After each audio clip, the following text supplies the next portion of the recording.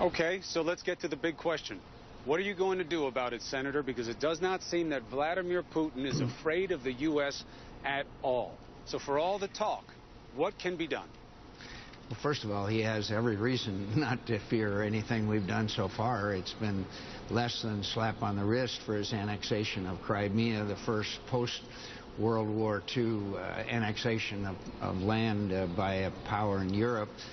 So he has really nothing to worry about so much, and I really am not convinced that the Europeans will really do much. Look, if we were serious, the French would cancel the 2 helicopter carriers that they are building for the Russians. We would put sanctions on that are sector sanctions, not just individual sanctions or naming individual companies. There would be sector sanctions. But the Europeans aren't going to do that, and the key to this is get energy independence for the Europeans, and maybe they'll show some backbone. But in the short term, they're not going to, and the United States, frankly, is not leading.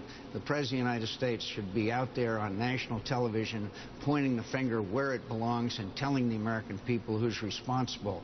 Then I think you would get a positive response from the American people. You really think it's fair to say that he hasn't done that? He just gave a speech yesterday where in no uncertain terms President Obama said that Russia should at least help clear this situation for the investigation. It's not like he's been silent about it. The question is what can he do about it?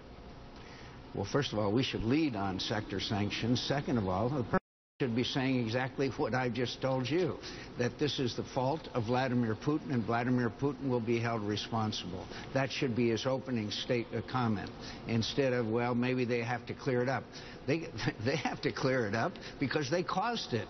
And so the point here is that Vladimir Putin is literally getting away with murder, and I mean literally, and we are doing very little in response. I think the investigation has to continue. We have to do everything we can to take care of the loved ones and the terrible tragedy that's taken place, but for us not to point the finger of blame exactly where it belongs. There's ample, overwhelming evidence, and not only because of this particular act, but because of Vladimir Putin's continued aggression and fomenting of aggression in Ukraine. The next thing we ought to do, too, by the way, give weapons to the Ukrainians so they can defend themselves. You know, people are stunned when I tell them we have refused to give Ukrainians weapons to defend themselves while their country is being dismembered and invaded.